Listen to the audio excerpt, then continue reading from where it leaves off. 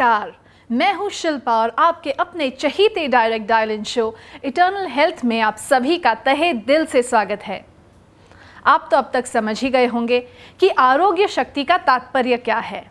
जी हाँ, आरोग्य शक्ति यानी हीलिंग पावर। ये वो शक्ति है which comes into play when your body is under threat. तो इसी श्रृंखला को आगे बढ़ाते हुए आज के एपिसोड में हम चर्चा करने जा रहे हैं पित्त दोष के विषय पर। पित्त दोष और आरोग्य शक्ति का आपस में क्या संबंध है, ऐसी ही कुछ जानकारी हम आपको उपलब्ध करवाएंगे हमारे विश्व प्रसिद्ध आयुर्वेद विशेषज्ञ डॉक्टर प्रताप चौहान द्वारा। डॉक्टर प्रताप चौहान, आप और आयुर्वेद एक दूसरे का पर्याय बन चुके हैं। आपका सपना है कि हर घर में आयुर्वेद हो और इसी सपने को सच बनाने के लिए आप आयुर्वेद के प्रति पूर्णतः समर्पित होकर 40 से ज्यादा देशों में आयुर्वेद का प्रचार प्रसार कर चुके हैं और अनवरत इस कार्य में जुटे हुए हैं।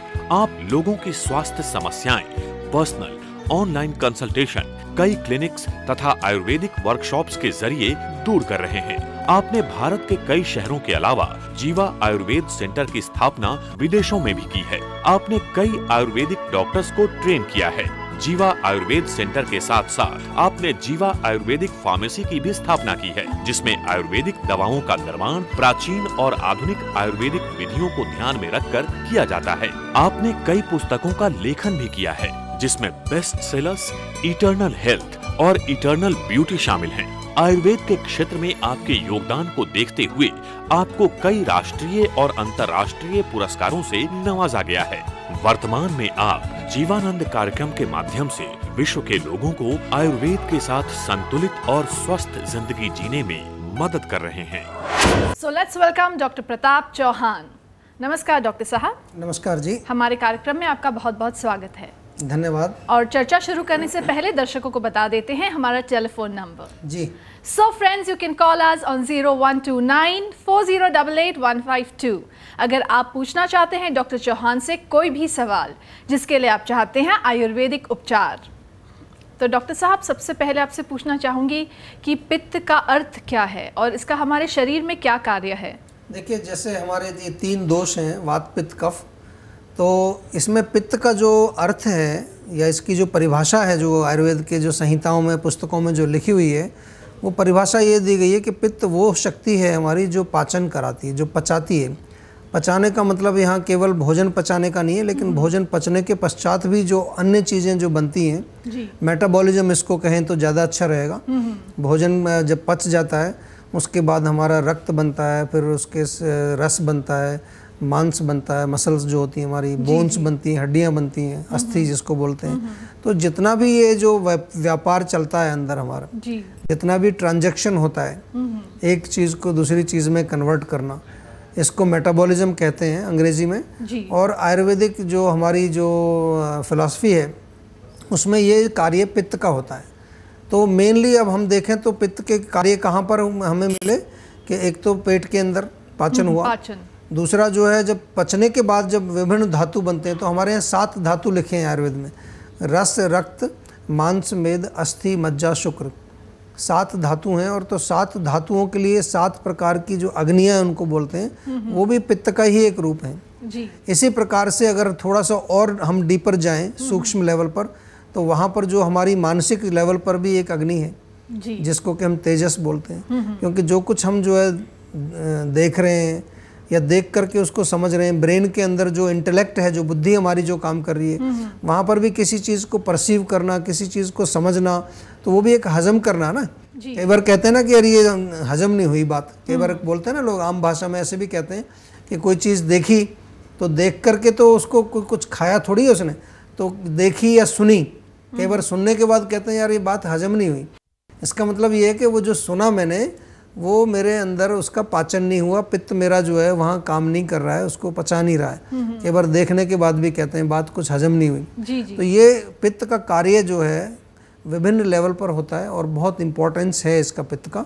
इसलिए जो है हम सिंपल भाषा में अगर कहें तो इसका यही है कि आपका जो पाचन का जो कार्य कराता है, मेटाबॉलिज्म का जो कार्य कराता है, एक चीज़ को दूसरी चीज़ से जो एब्जॉर्प्शन होती है हमारी बॉडी के अंदर, हर चीज़ का जो जब पचने के बाद जो पोषण होता है, जो एसिमिलेशन होता है, ये सारा फंक्शन पित्त का है। जी, इसी के साथ हमारे पहले कॉलर लाइन पर हैं। जी, हेलो नमस्कार जी, वेलकम टू इटर्नल हेल्थ। आपका शुभ नाम? आसिफ खान। कहाँ से बोल रहे हैं आप? मुंबई से। बताइए आपकी समस्या क्या है? मेरी समस्या ये है कि मेरे जो पिंडली में ना जी, दर्द देता है। दोनों पिंडलियों में? हाँ। और दर्द हमेशा रहता है, कभी कभी होता है? मतलब ये कभी कभी मतलब ऐसा लगता है मतलब खाली घुटनों से नीचे और पिंडली में खाली रहता था। जी। आपका पेट साफ होता है? पेट कंपल्सरी साफ नहीं रहता है, मतलब सिर्फ एक टाइम संडास करता हूँ। हाँ, क्योंकि ये हमने इसलिए पूछा प्रश्न आपसे कि अक्सर जो है जब कब्ज रहती है, पेट साफ नहीं होता है, तो उसका एक लक्षण होता है पिंडलियों में दर्द होना। अच्छा। तो इसलिए एक तो आप जो है तुरंत एक काम करिए कि आप किसी भी आयुर्वेदिक दवाई पर जाएं, औषधि की जो दुकान है उस पर जाएं। और अगर आयुर्वेदिक नहीं है तो त्रिफला चूर्ण जो है वो आजकल मेडिकल स्टोर पर भी मिल जाता है आपको। अच्छा। त्रिफला चूर्ण आपको 1 चम्मच रोज रात को जो है सेवन करना है गर्म पानी के साथ। अच्छा। तो उससे क्या होगा कि आपका पेट साफ रहेगा सुबह। दूसरी चीज़ जो है, आप नहाने से पहले अगर पूरे बॉडी पर भी नहीं तो पिंडलियों के ऊपर तिल के तेल की मालिश करें रोज़। अच्छा। तो उससे क्या होगा कि अगर वहाँ कोई किसी प्रकार के टॉक्सिन्स जमा हो गए हैं, कोई आम जमा हो गया, कोई और विषैले पदार्थ जमा हो गए, तो तिल के तेल से रगड़ने से हमारी जो त्वचा है उसके छिद्र खुल जाते हैं, और त्वचा के छिद्र जब खुलेंगे तो वहाँ से टॉक्सिन्स बाहर निकल आते हैं अपने आप ही। अच्छा। और तीसरी चीज़ इसमें, अगर कमजोरी की वजह से अगर ये दर्द है तो आपको एक और चीज़ मैं बता दूं कि च्यवनप्राश का सेवन आप शुरू करिए। आयुर्वेद में च्यवनप्राश मिलता है, बहुत बढ़िया च्यवनप्राश होता है, उसमें बहुत सारे विटामिन मिनरल सब कुछ उसके अंदर होता है। अच्छा। तो च्यवनप्राश जो है, क्योंकि वो पेट साफ करने में भी फ़ायदा करेगा आपको, वो जो है आपकी शक्ति भी बढ़ाएगा, सर्कुलेशन को भी बढ़ाएगा, और अगर कुछ टॉक्सिन्स बॉडी में जम गए तो उनको भी साफ़ करने में हेल्प करेगा। तो इस प्रकार से आप इन चीज़ों का पालन करें, और साथ में कोशिश करें कि आपका पेट साफ़ रहना चाहिए। ऐसी चीज़ें ना खाएं जो कब्ज़ करती हैं, ज़्यादातर जो रूखी सूखी चीज़ें होती हैं। अच्छा। या बहुत ठंडी चीज़ें, बर्फ़ वाली चीज़ें, आइसक्रीम इत्यादि, इसका जो है सेवन ना करें। बहुत ज़्यादा जो हैवी चीज़ें होती हैं, उड़द की दाल, राजमा, छोले, इनका भी सेवन ना करें 1 महीना। हल्की सब्जियां खाएं, सब्जियों के सूप लें, फ्रूट्स खाएं, सलाद खाएं, मूंग की दाल खाएं, खिचड़ी खाएं, ऐसी चीज़ें खाएं। अच्छा। जिससे कि पेट अपने आप ही आपका साफ़ रहे। और रात को सोने से पहले 1 चम्मच त्रिफला चूर्ण गर्म पानी से, या अगर दूध पीते हैं तो गुनगुने दूध के साथ सेवन करें। अच्छा। तो आपका ये सारा रोग जो है, जो आपने बताया पिंडलियों का दर्द, ये बिल्कुल दूर हो जाएगा। आपको कोई तकलीफ नहीं होगी किसी प्रकार की। ठीक है जी। अच्छा, ओके। मतलब और कुछ सवाल कर सकता हूँ जी? अभी आप हमारी ये जो इसी नंबर पर थोड़ी देर बाद फ़ोन कीजिए, और हमारे विशेषज्ञ मौजूद है आपकी सहायता के लिए। वो आपके सारे सवालों का जवाब देंगे, आपको डिटेल में आपकी हिस्ट्री लेके आपको उसका अलग से उपचार भी दे सकते हैं। फिलहाल हमारे शो में फ़ोन करने के लिए बहुत बहुत धन्यवाद। Good bye. तो डॉक्टर साहब, इसी के साथ चर्चा को आगे बढ़ाते हैं जी। और आप कहते हैं कि पित्त को पिता का दर्जा दिया गया है। हाँ जी, बिल्कुल। तो इस बात को प्लीज समझाएंगे आप? फिर वही देखिए, जैसे हमने वात को माता बनाया लोगों को समझाने के लिए, तो जैसे कि पित्त हमारे शरीर में क्या कार्य कर रहा है कि जैसे घर के अंदर, फैमिली के अंदर, माता तो घर को चलाती है, चलाने का काम माता का है। लेकिन जो ट्रांजैक्शन होता है, पैसा जो कमाया जाता है, पैसे से जो कपड़े खरीदे जाते हैं, भोजन खरीदा जाता है, उनसे जो है विभिन्न प्रकार की चीज़ें जो पैसे से खरीदी जाती हैं, तो एक तरह का ट्रांजैक्शन जैसे कि पित्त हमारे शरीर में करता है। भोजन खाया, भोजन खाने के बाद पचने के बाद रक्त बना, मांस बना, मेद बना, फैट बना, तो ये सारा ट्रांजैक्शन। तो इसलिए मैं एक सिंपल तरीके से लोगों को समझाने के लिए अक्सर मैं कहता हूँ कि पित्त हमारे पिता के समान है। और वैसे अगर हम इनको दूसरी दृष्टि से भी देखें तो बड़े हमारे ये रेस्पेक्टेड शक्तियाँ हैं बॉडी की, को हमें हमेशा आदरणीय है, हमारे बहुत आदरणीय है। तो एक मैं इसलिए भी लोगों को जो थोड़ा सा जगाने के लिए प्रयास करता हूँ कि इनको माता पिता की तरह हमें ट्रीट करना चाहिए। क्योंकि अगर हमारे वात और पित्त अच्छे रहेंगे, खुश रहेंगे, तो हमें आशीर्वाद देंगे जी। और आशीर्वाद देंगे तो हमारा शरीर स्वस्थ रहेगा, हमारी आरोग्य शक्ति भी जो है प्रबल रहेगी और हमें रोग नहीं आएंगे बिल्कुल। जी जी जी। तो इसलिए मैं इसको पिता के साथ जोड़ता हूँ। जी जी, बहुत अच्छी तरह से आपने इसे समझाया एंड आई एम श्योर कि दर्शकों को भी इससे काफ़ी लाभ हुआ होगा। और इसी के साथ आपसे पूछना चाहूँगी कि जो पित्त प्रकृति का व्यक्ति होता है, उसके क्या गुण होते हैं? पित्त, क्योंकि इसमें अग्नि तत्व का अधिकता होती है, जो फायर एलिमेंट होता है, जो हमारे 5 तत्वों में से जो अग्नि तत्व है, उसकी डोमिनेंस होती है पित्त के अंदर। तो जनरली जो पित्त प्रकृति का व्यक्ति है, मतलब वो व्यक्ति जिसके शरीर में जन्म से ही जो है पित्त की अधिकता है, बीमारी नहीं है उसको, उसका नेचर है, उसकी प्रकृति में पित्त है, तो वो अक्सर फायर के जैसा, अग्नि जैसा ही उसमें गुण होते हैं। मतलब बहुत ही वो फायरी, जिसको कहते हैं ना, फायरी आदमी होते हैं बिल्कुल, कि बहुत ही एक्टिव होते हैं, बहुत डोमिनेंट होते हैं, बहुत ही एक तरह से वाइब्रेंट, कि हर चीज़ को काम करने के लिए वो तत्पर रहते हैं और बड़े बड़े प्लान करते हैं। लीडरशिप क्वालिटी उनके अंदर होती है, बड़े अच्छे लीडर होते हैं, मैनेजर बहुत अच्छे होते हैं वो लोग, और हमेशा जो है दूसरों को दबा के रखते हैं। तो अग्नि जो होती है ना, अग्नि हमेशा ऊपर आ जाती है। आप कहीं पर अग्नि लगाइए तो आग ऊपर ही आएगी, सब नीचे रह जाएगा। तो इसलिए पित्त प्रकृति के लोग जो हैं, उनको कई बार किसी विषय के बारे में अगर नहीं भी मालूम होता तो भी वो दूसरों को ऐसा शो करते हैं कि वो सब कुछ जानते हैं। अच्छा। 5-6 लोग कभी बैठे होंगे तो उसमें आप देखेंगे एक व्यक्ति बहुत ज़्यादा बोलता है, ज़्यादा मतलब जोर से बोलता है, जैसे दबंग जिसको बोलते हैं ना, जी जी, दबंग इसके लिए अच्छा शब्द है। हाँ। तो दबंग का मतलब जो सबको दबा के रखता है, गुस्सा बहुत जल्दी आता है उनको, लेकिन बहुत क्रिएटिव होते हैं, बहुत बड़े बड़े प्लान बनाते हैं, बड़े बड़े प्रोजेक्ट्स, और उनको सफल भी करते हैं। क्योंकि जब उनके दिमाग में कोई विचार आ जाए, जैसे वात वाले के दिमाग में विचार आता है, तो जब तक वो उसको इम्प्लीमेंट करता है तब तक दूसरा विचार आ जाता है जी। लेकिन पित्त वाला जो है बड़ा स्टेबल होता है, मतलब स्टेबल मतलब वो फोकस्ड होता है। जो चीज़ उसके दिमाग में आई उसको वो करके ही छोड़ता है, उसकी मतलब एक पैशन होती है काम करने की। तो इस तरह से पित्त प्रकृति के लोग जो हैं इस प्रकार के गुण उनके अंदर होते हैं। जी जी, इसी के साथ वक्त है एक ब्रेक का। जी, तो दर्शकों, आप लोग भी हमें कॉल कर सकते हैं ऑन 01294088-152। इस चर्चा को हम आगे बढ़ाएंगे एक छोटे से ब्रेक के बाद।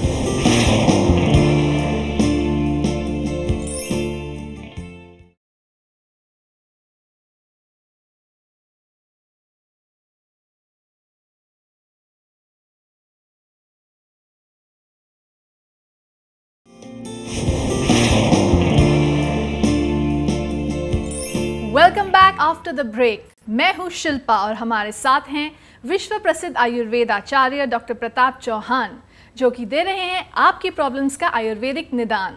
बस आपको हमें कॉल करना है ऑन 01294088-152। तो डॉक्टर साहब, इससे पहले की चर्चा को आगे बढ़ाए, देखते हैं कि अगले कॉलर की समस्या क्या है। जी, हेलो, नमस्कार जी, वेलकम टू इटर्नल हेल्थ। आपका शुभ नाम? राजेश साहू। कहाँ से बोल रहे हैं आप? मैं महासमुंद छत्तीसगढ़ से बोल रहा हूँ। अच्छा जी, बताइए प्लीज, क्या समस्या है आपकी? मेरे गले में खराश है और पैर गले में खराश है और क्या होता है आपको? पैर की सबसे छोटी उंगली में फंगल है। देखिए, जो फंगस आपकी उंगली में है और गले में खराश है, जी सर। तो अगर आप डॉक्टर के पास जाएंगे तो आपको फंगल इन्फेक्शन बताएंगे डॉक्टर। जी सर। हमारे यहाँ पर जो है हम इसको दूसरी दृष्टि से देखते हैं। हम ये कोशिश करते हैं जानने की कि वात पित्त कफ में से कौन सा दोष बढ़ गया है। तो उस दोष को जानकारी के लिए थोड़ी सी आपसे हमें और हिस्ट्री लेनी पड़ेगी और पहचान निकालनी पड़ेगी।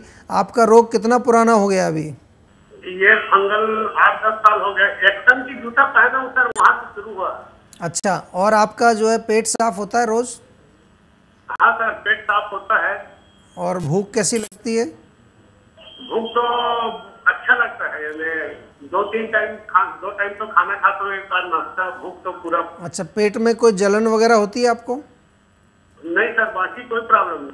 बाकी कोई प्रॉब्लम नहीं। तो इसमें मुख्य रूप से जो है, जहाँ तक मैं आपका ये देख रहा हूँ, तो हमारे यहाँ जो आम का जो प्रयोग करते हैं हम, एक शब्द हम बताते हैं आम। हाँ। या अगर दोष के लेवल पर अगर बात करें तो वात पित्त कफ, ये कफ का प्रकोप यहाँ पर है। कफ जो है वो बलगम भी उसको कहते हैं कई बारी। तो वो बलगम आपके गले में है और वही बलगम जो है आपके त्वचा के अंदर भी जो है वो फंगल इन्फेक्शन कर रही है। तो कफ की शांति के लिए इसमें हमें कुछ उपचार करना पड़ेगा। लेकिन क्योंकि आपका रोग बहुत पुराना हो चुका है, आप कह रहे हैं 20 साल से प्रॉब्लम है और 8-10 साल से ये दूसरी प्रॉब्लम चल रही है, तो इसमें सबसे पहले मैं आपको ये बताना चाहूँगा कि बहुत अच्छा रहेगा अगर आप कोई 1 सप्ताह या 10 दिन के लिए एक पंचकर्म चिकित्सा कराएं। शोधन करना पड़ेगा, क्योंकि ये टॉक्सिन्स जो आम है इतना डीप रूटेड, इतना पुराना हो चुका है कि हो सकता है दवाई से उतना असर आपको शुरू में ना मिले, लेकिन दवाई भी खानी पड़ेगी। और साथ में पंचकर्म की चिकित्सा अगर आप कराएंगे तो उससे क्या है कि जितना भी शाखाओं में जहाँ कहीं भी आपका ये बलगम या कफ जमा हुआ है या आम जमा हुआ है, उसको हम पहले पेट के अंदर ले आएंगे और पेट से उसको बाहर निकाला जाता है। तो ये पूरी प्रक्रिया 7 दिन तो कम से कम हमको चाहिए। 7 दिन से ज़्यादा अगर आप निकाल सकें, 10 एक दिन निकाल लेंगे तो और फ़ायदा होगा। उसके लिए आपको हमारे सेंटर पर फरीदाबाद में आना पड़ेगा और आपकी पूरी, जैसे कि आपकी गाड़ी होती है ना, गाड़ी की सर्विसिंग कराते हैं हाँ, और गाड़ी के अंदर से धुलाई कराते हैं और धुलाई करके सारा गंदगी अंदर का बाहर निकालते हैं, इसी तरह से हमारी गैराज में आपको आना पड़ेगा और उस गैराज में आपकी सर्विसिंग करेंगे, मतलब आपका थोड़ा सफाई करेंगे, तब उसके बाद आपको औषधि सेवन कराएंगे। तो तब मेरे ख्याल से आपका रोग, क्योंकि इतना पुराना हो गया है, इसमें डेफिनेटली पंचकर्म की आवश्यकता ज़रूर पड़ेगी। तो इसके लिए थोड़ा हमारा इसी नंबर पे आप जो है फ़ोन करके किसी डॉक्टर से बात करके और समय निर्धारित जब भी आपको टाइम मिलता है 1 सप्ताह का, आप हमारे यहाँ आ जाइए, तो हम आपकी सेवा में उपलब्ध होंगे और आपको ठीक करेंगे। बिल्कुल, धन्यवाद आपका भी हमारे कार्यक्रम में फ़ोन करने के लिए। Good bye. हाँ, तो डॉक्टर साहब, चर्चा को आगे बढ़ाते हैं जी। और आपसे पूछना चाहूँगी कि जो पित्त प्रकृति है, इसके कौन कौन से प्रकार होते हैं और उनके फंक्शंस क्या हैं? पित्त के भी 5 प्रकार होते हैं शरीर के अंदर, हर एक दोष के वात पित्त कफ के 5-5 प्रकार होते हैं। तो पित्त के जो 5 प्रकार हैं उनमें सबसे पहले जो है पाचक पित्त होता है। पाचक मतलब जो पचाने का काम करता है। इसकी जो लोकेशन होती है पाचक पित्त की, वो हमारे पेट के अंदर ही होती है, जहाँ पर डाइजेशन है। पेट कहिए, उसको स्टमक कहिए, लिवर कहिए, या जो छोटी आंत का पहला हिस्सा ड्यूडेनम, जहाँ पर भी पाचन हमारा होता है, डाइजेशन जहाँ पर होता है, तो उसको हम कहते हैं पाचक पित्त। क्योंकि जब हमारा खाना अंदर जाता है तो उस खाने को पचाने के लिए जो अग्नि है वो भी, उसमें भी पित्त है जी। तो एक तरह से इसको जठराग्नि कह सकते हैं हम, कि ये जो पाचक पित्त या जठराग्नि का एक हिस्सा है। जठराग्नि तो बहुत बड़ी चीज़ है, उसी का एक छोटा सा हिस्सा जो है वो पाचक पित्त है। दूसरे प्रकार का जो पित्त है वो पित्त होता है मोस्टली हमारे जो है स्प्लीन और लिवर के अंदर, उसको कहते हैं रंजक पित्त। जब हमारा खाना पच जाता है तो जो ब्लड बनता है और ब्लड को जो कलरिंग जो मिलती है, कलर जो मिलता है, रंजक मतलब कलरिंग देता है वो। जी जी। तो वो पित्त जो है वो जैसे कि स्प्लीन के अंदर या बोन मैरो के अंदर, जहाँ पर भी हमारा रक्त का निर्माण होता है या लिवर का भी उसमें इन्वॉल्वमेंट आता है, तो उस स्थान पर हमारा होता है रंजक पित्त जी। तीसरे प्रकार का पित्त जो है उसको कहते हैं साधक पित्त, और ये मोस्टली जो है हृदय और मस्तिष्क से इसका संबंध है जी। क्योंकि इमोशंस हमारे जो हैं वो साधक पित्त से रिलेटेड होते हैं जी।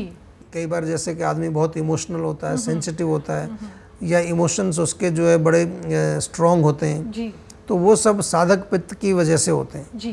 तो ये 3 प्रकार के पित्त आपके इस प्रकार से हुए जी। इसी के साथ हमारे अगले कॉलर लाइन पर हैं। हेलो, नमस्कार जी, वेलकम टू इटर्नल हेल्थ। आपका शुभ नाम?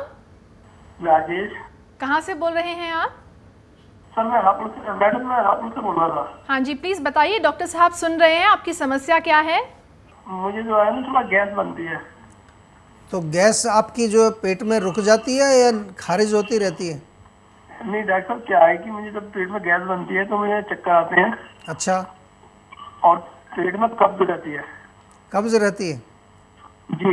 और मैं थोड़ा सा आपको छोटी सी बात बताना चाहता हूँ कि मुझे जो है ना टेंशन होती रहती है। टेंशन भी रहती है? हाँ, थोड़ी फैमिली प्रॉब्लम है तो उसकी वजह से थोड़ी टेंशन में रहता हूँ। देखिए, ये टेंशन वाला जो आपने बड़ा अच्छा बताया, क्योंकि कई बार मानसिक तनाव की वजह से हमारा पाचन बिगड़ जाता है और उससे फिर खाना ठीक से नहीं पचता है जी। खाना ठीक से नहीं पचेगा तो गैस भी बनेगी और कब्ज भी होगी। तो इसमें जो है मुख्य रूप से जो कारण है वो मानसिक तनाव है जी। और इसमें वात का प्रकोप, हमारे आयुर्वेद में इसको हम बोलते हैं कि वात प्रकोपित हुआ है। और वो वात जो है न केवल आपके ब्रेन के अंदर अभी है, क्योंकि ब्रेन में तो है ही टेंशन आपको जी, लेकिन अभी आपके डाइजेस्टिव ट्रैक्ट में जो आपका पाचन का जो संस्थान है जी, वहाँ पर भी वायु अधिक बढ़ गया है, इसलिए आपको गैस भी होती है, कब्ज भी होती है। तो मूल कारण तो इसमें जो है आपका मानसिक तनाव है जी। तो मानसिक तनाव को दूर करने के लिए एक नुस्खा आपको मैं बताता हूँ, इसको लिख लीजिए। आपको जो है 8-10 बादाम लेने, बादाम जी, 8-10 बादाम, और उनको रात को पानी में भिगो दीजिए। सुबह जो है छिलका उनका उतार लीजिए। छिलका उतार के उसमें 1 चम्मच सौंफ, 1 चम्मच गुलाब की पत्ती और 1 चुटकी भर काली मिर्च डाल करके उसको पेस्ट बना लीजिए जी। तो ये जो पेस्ट बन जाएगा, इस पेस्ट को 1 कप दूध में डाल करके आपको उबालना है, अच्छी प्रकार से उबाल लो। और जब उबल जाए उसको नीचे उतार के उसमें 1 चम्मच शहद मिला करके आपको गरम गरम पीना है रोज़ सुबह जी। तो इससे क्या होगा कि आपके मन के अंदर जो वात का प्रकोप है वो थोड़ा शांत होगा, आपका जो है मानसिक शक्ति बढ़ेगी, जिससे कि आपको थोड़ा सा टेंशन जो आपके जीवन में चल रही है उसको बर्दाश्त करने की शक्ति आप में बढ़ जाएगी। जी। दूसरी चीज़ जो है, सिर में जो है तिल के तेल की मालिश करें और रात को सोने से पहले नाक में बादाम का तेल डालें। थोड़ा सा जो है योगासन, मेडिटेशन, कुछ प्राणायाम इत्यादि भी करें जिससे कि मन आपका स्थिर हो जाए, शांत हो जाए। डॉक्टर साहब, तो ये तो रही मानसिक तनाव की बात, क्योंकि जब तक आप मन को शांत नहीं करेंगे तब तक आपका पेट ठीक नहीं होगा। कई बार क्या है, ऐसी स्थिति में लोग पेट की दवाई लेते रहते हैं, उससे कोई आराम मिलता नहीं है जी। क्योंकि अगर आराम भी मिलता है तो वो थोड़ी देर के लिए मिलता है। तो इसलिए सबसे पहले अपने माइंड को रिलैक्स करेंगे। जैसे ही आपका मन रिलैक्स होगा, आपकी मानसिक शक्ति थोड़ी बढ़ेगी, ऑटोमेटिकली आपका पेट भी साफ़ रहेगा, गैस भी नहीं बनेगी। लेकिन फिर भी क्योंकि गैस आपको बन रही है, पेट साफ़ नहीं हो रहा है, उसके लिए भी मैं आपको एक नुस्खा बता देता हूँ। एक हमारे आयुर्वेद का एक चूर्ण होता है जिसको बोलते हैं हिंगवष्टक चूर्ण। हिंगवष्टक चूर्ण जी। तो ये हिंगवष्टक चूर्ण जो है, जब आप भोजन खाते हैं तो पहले टुकड़े के साथ 1 चम्मच हिंगवष्टक चूर्ण, उसमें थोड़ा सा घी लगा लें, थोड़ा सा घी चुपड़ के उसमें, और पहले टुकड़े के साथ उसको सेवन करें। तो इससे क्या होगा कि आपका पाचन भी अच्छा होगा, गैस भी नहीं बनेगी और पेट भी साफ़ हो जाएगा। तो दोनों काम आपके हो जाएंगे। उधर से आपकी मानसिक तनाव भी ठीक हो जाएगा, इधर आपका पेट भी ठीक हो जाएगा। कोई निश्चिंत रहें, बिल्कुल कोई घबराने वाली बात नहीं है। 1 महीना इसको सेवन करने के पश्चात उसके बाद हमें बताएं। जी। खाने पीने में विशेष ध्यान रखना है आपको। बहुत ज़्यादा ठंडी चीज़ें नहीं खानी है जी। बहुत ज़्यादा बादी वाली चीज़ें, चावल, उड़द की दाल, राजमा, छोले, गोभी, ये नहीं खाने।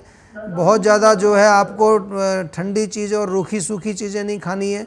और एक चीज़ बहुत इम्पॉर्टेंट मैं बताना चाहता हूँ आपको कि जो मानसिक तनाव आपको रहता है जी।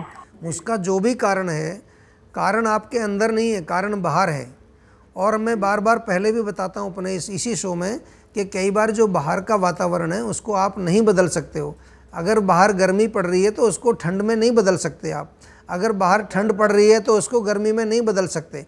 आप क्या करते हो, अपने घर आते हो, पंखा चलाते हो, कूलर चलाते हो, एसी लगाते हो, तो क्या करते हो आप, उस ठंड से, उस बाहर की गर्मी से अपने आप को प्रोटेक्ट कर रहे हो आप।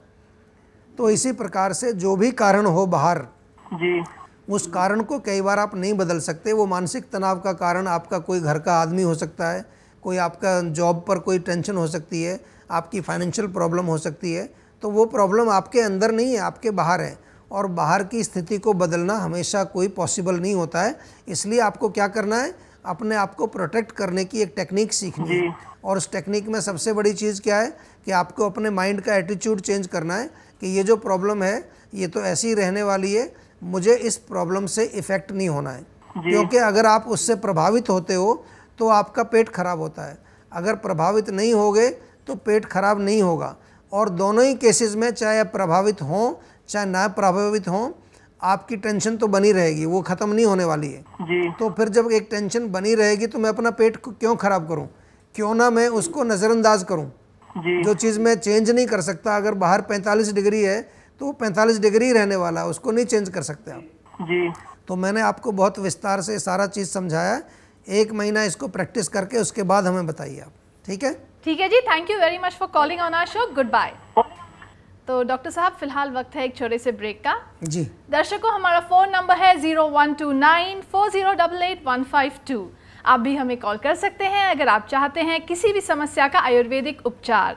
सी you after a short break.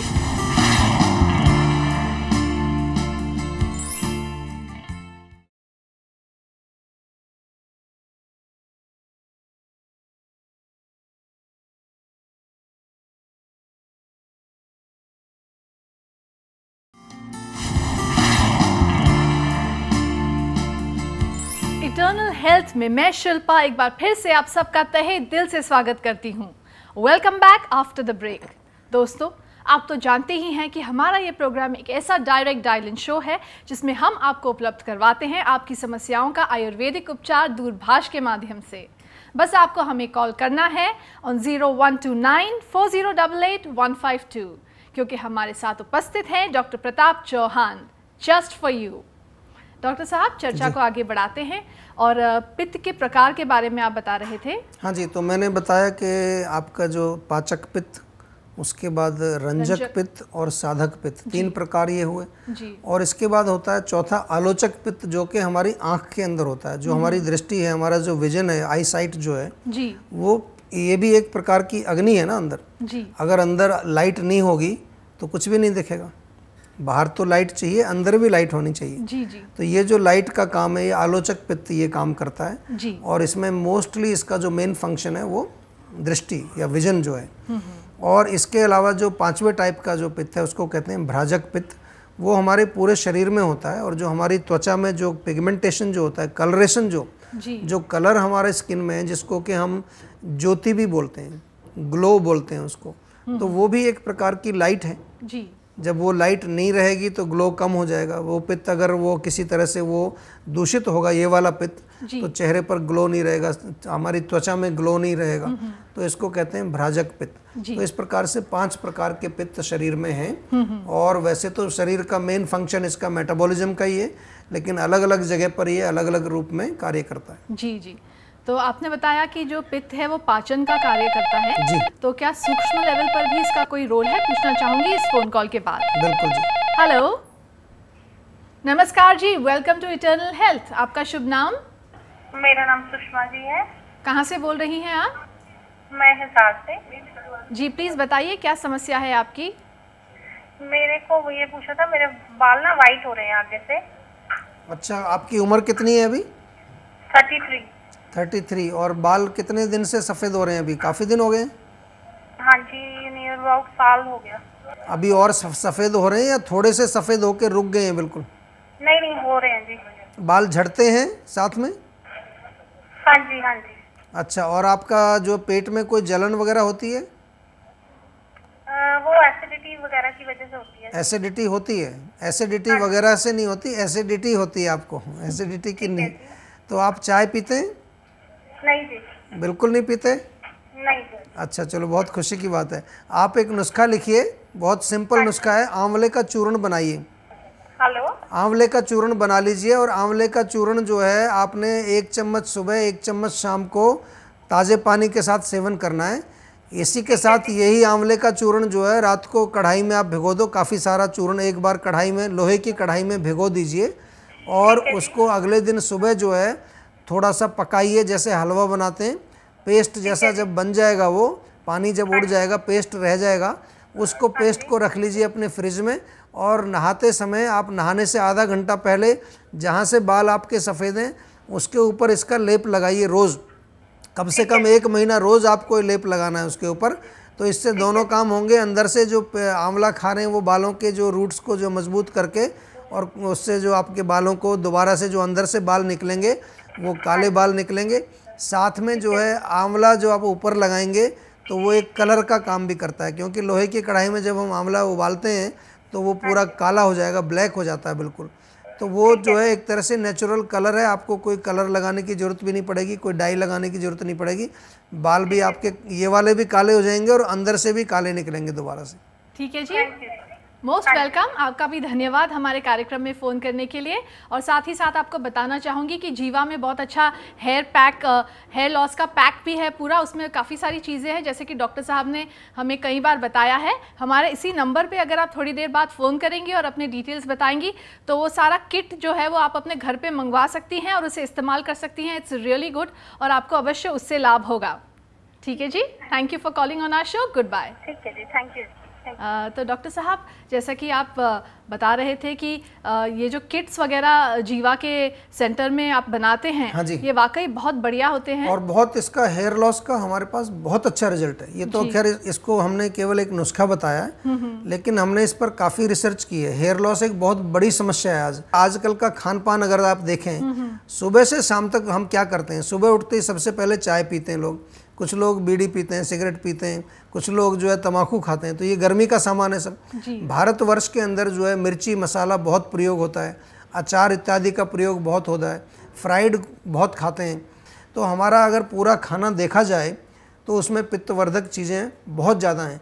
और आजकल के युग में अगर आप देखें तो और चीज़ें आ गई हैं। अभी जो जितना भी ये जो फास्ट फूड आ गया है जी, फास्ट फूड के अंदर भी बहुत सारे प्रिजर्वेटिव्स, केमिकल्स, या आजकल हमारे यहाँ डिब्बा बंद चीज़ें भी आने लगी हैं, पैकेट में जो चीज़ें आती हैं, तो उनमें भी सब में केमिकल और प्रिजर्वेटिव डला होता है। जो हमारी सब्जियां हैं, जो हमारे फल हैं, जो हमारा अनाज है, उसमें बहुत सारा स्प्रे होता है फर्टिलाइजर्स का, पेस्टिसाइड्स का। तो हम जो है एक तरह से निरंतर जो है अपने शरीर के अंदर पित्त बढ़ा रहे हैं। दूसरी चीज़ मज़ेदार ये है कि पानी बहुत कम पीते हैं लोग आजकल। जब भी प्यास लगेगी चाय पी लेंगे, या आजकल कोल्ड ड्रिंक पी लेंगे, या कुछ और तरह कई प्रकार की ड्रिंक्स आ गई हैं जिनको लोग पीते रहते हैं। तो उससे पानी की कमी पूरी नहीं होती है। पानी के लिए पानी ही चाहिए बॉडी में। 70% हमारा शरीर जो है वो जल से बना है। तो इसलिए मैं देखता हूँ कि भारत में बहुत सारे लोगों को ये हेयर लॉस की प्रॉब्लम है। तो ये पूरी रिसर्च करने के पश्चात हमने एक हेयर लॉस का बहुत अच्छा पैक बनाया है और हमारे पास बहुत अच्छे रिजल्ट आ रहे हैं उसके। जी, तो आप बता रहे थे जो पित्त जो पाचन का काम करता है, सूक्ष्म लेवल पर उसका क्या रोल है? सूक्ष्म लेवल पर भी पाचन का ही काम करता है। जैसे कि हम जो खाना खाते हैं वो पचने के बाद हमारे शरीर में वो एसिमिलेट होता है, वो उसका जो है एक तरह से वो शोषित हो जाता है और उसका बॉडी से फिर हमें न्यूट्रिशन मिलता है उससे। इसी प्रकार से जो भी हमारा जो सूक्ष्म लेवल पर हमारा भोजन है, हमने कई बार अपने शो में ये भोजन की परिभाषा बताई है। हमने कहा है आहार्यति इति आहार। जो भी हमारे अंदर जाता है वो भोजन है। भोजन केवल मुंह से खाने वाला नहीं, कान से हम म्यूजिक सुन रहे हैं वो भी हमारा भोजन है, आँख से हम कोई फिल्म देख रहे हैं वो भी भोजन है, नाक से कुछ सूंघ रहे हैं वो भी भोजन है, हमारे मन में कुछ विचार चल रहा है वो भी हम खा रहे हैं, मन के द्वारा खा रहे हैं। तो ये भोजन को पचाने के लिए भी सूक्ष्म लेवल पर पित्त का रोल होता है और उस पित्त को तेजस बोलते हैं। तेजस की नाम दिया गया है। और उसी प्रकार से जैसे कि हमारे शरीर में अगर भोजन ना पचे तो क्या बनता है? आम बनता है। उसी प्रकार से अगर सूक्ष्म लेवल पर भी हमारा तेजस अगर कमजोर है और उससे हम इस भोजन को नहीं पचा पाते हैं, या तेजस हमारा मजबूत भी है लेकिन हम ओवर ईटिंग करते हैं। कई लोग मैं देखता हूँ हर समय कान में वो मोबाइल में गाने सुनते रहते हैं। तो मतलब आप क्या निरंतर खाना थोड़ी खाते हैं? हम जब भूख लगती है तभी खाते हैं, लेकिन कान से निरंतर खा रहे हैं, आँख से निरंतर कुछ ना कुछ देख रहे हैं। तो ये सारा ओवर ईटिंग है। तो इससे क्या होगा कि तेजस बेचारा कितना ही बलवान हो, इतना सारा हमने भोजन उसको दे दिया, खाना पचेगा नहीं, तो क्या बनेगा वहाँ पर? आम बनेगा। और ये जो आम बनता है मन के लेवल पर, सूक्ष्म लेवल पर, ये बहुत भयंकर है, बहुत खतरनाक है, क्योंकि इससे अनेकों प्रकार की मानसिक बीमारियाँ होती हैं। तो इसलिए मैं ये बताना चाहूँगा कि सूक्ष्म लेवल पर भी पित्त का बहुत रोल है। जी, इसी के साथ हमारे शो का वक्त समाप्त हो गया है। तो अगर आप दर्शकों को बता सके कि किस प्रकार वो अपनी आरोग्य शक्ति को बढ़ा सकते हैं। देखिए, आरोग्य शक्ति जो हम जिसका बार बार जिक्र करते हैं आपसे, वो मैं बताना चाहूँगा, हर व्यक्ति के अंदर एक हीलिंग पावर होती है। आप अपनी बीमारियों को आप ठीक कर सकते हैं।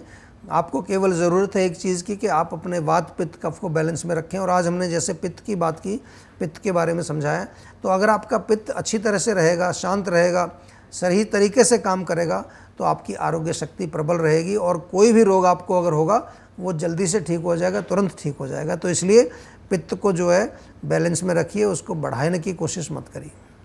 Thank you very much doctor साहब, आपका बहुत बहुत धन्यवाद। थैंक यू जी। तो दोस्तों, एपिसोड समाप्त होने के बाद भी आप लोग हमें कांटेक्ट कर सकते हैं। नोट कर लीजिए हमारा पता: जीवा आयुर्वेद, जीवा मार्ग, sector 21B, Faridabad, Haryana, pin 121001, India. हमारा ईमेल आईडी है info@jiva.com। हमारी वेबसाइट है www.jiva.com। हमारा फ़ोन नंबर है 01294088 किसी ने कहा है कि जिंदगी में कुछ कर दिखाने के लिए ज़रूरी है कि आप अपनी प्रकृति को समझें, अपने आप को समझें, अपने आप को शारीरिक और मानसिक लेवल पर स्वस्थ रखें। तो कर लीजिए ये इरादा, कर लीजिए अपने आप से ये वादा, किसी भी चीज़ से ज़्यादा आप रखेंगे ध्यान अपनी सेहत का। इसी संदेश के साथ मैं शिल्पा आपसे लेना चाहूँगी विदा। हमारी कामना आपका आनंदमय जीवन। गुड बाय, नमस्कार।